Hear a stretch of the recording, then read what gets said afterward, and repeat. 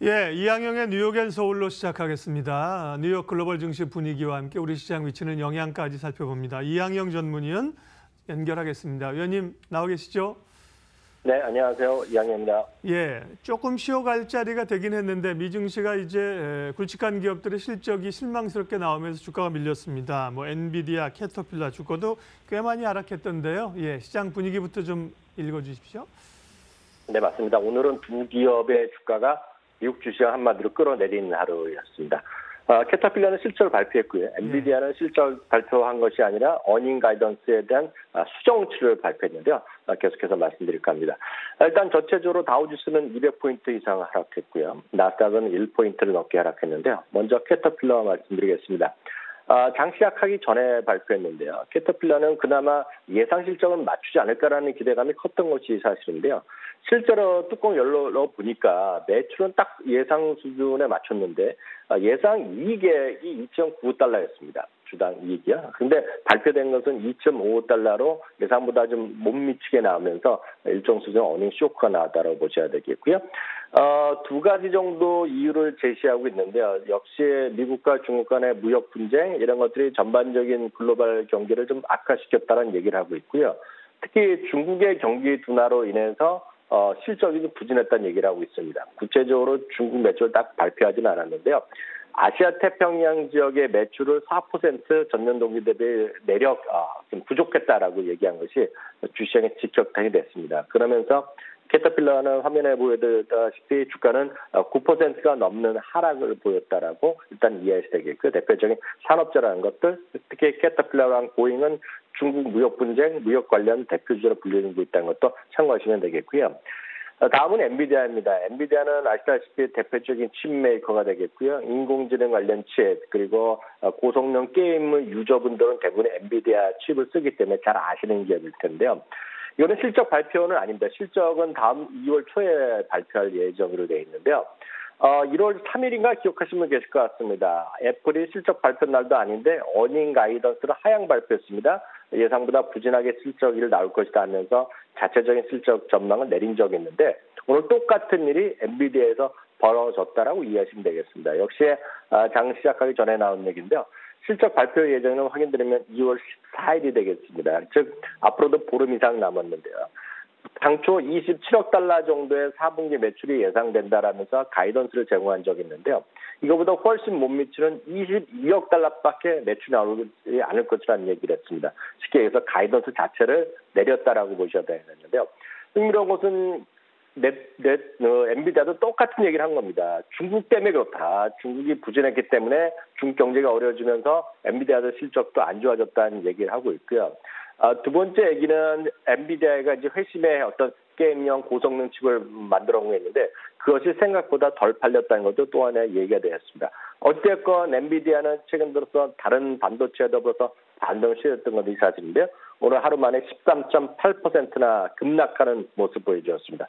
13.8%는 한마디로 폭락 수준이 되겠고요. 이것은 작년 말에 기록했던 저점을 위협하는 수준.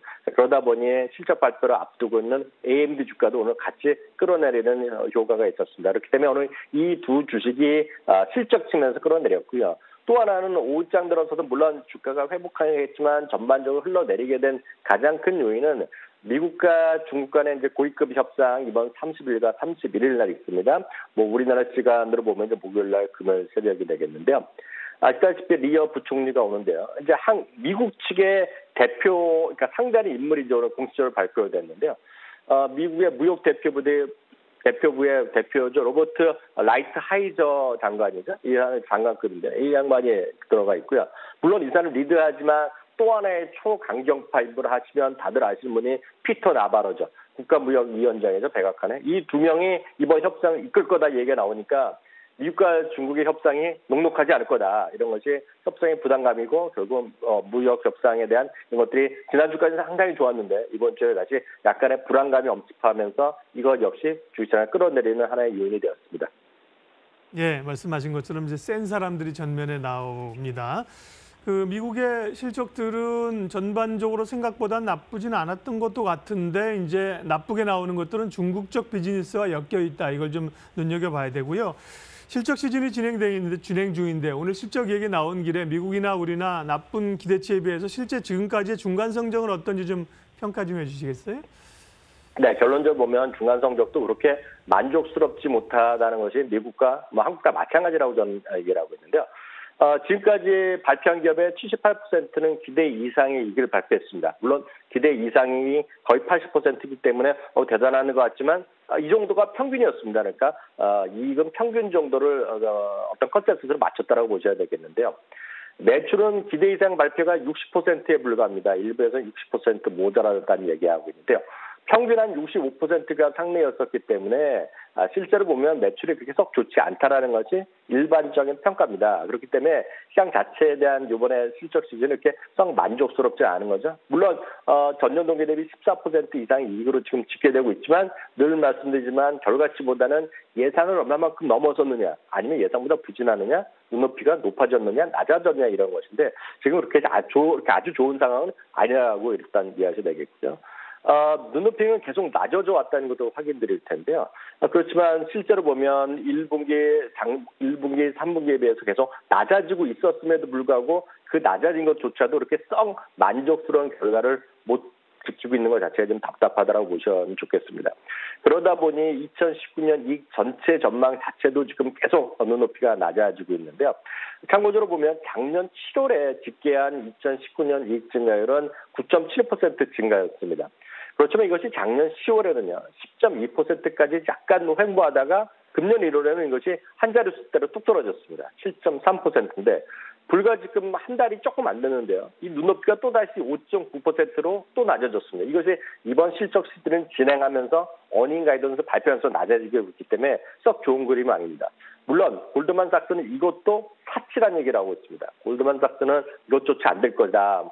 이익 증가율이 3%밖에 안 나올 것이라는 얘기하고 있는데요.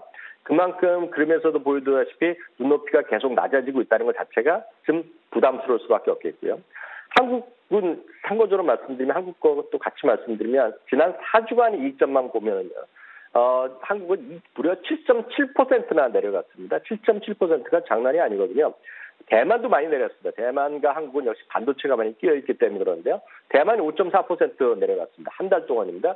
북미, 미국 역시 1.9%, 전 세계 1.3%에 비하면 상당히 지금 한국 눈높이도 낮아지고 있는데 더 낮아지고 있는 것이 문제라고 보고 있습니다. 4분기 전체적인 영업이익 추정치로 제가 어저께 난 거 좀 확인해 보니까요. 36조 3천억 정도로 예상하고 있는데요.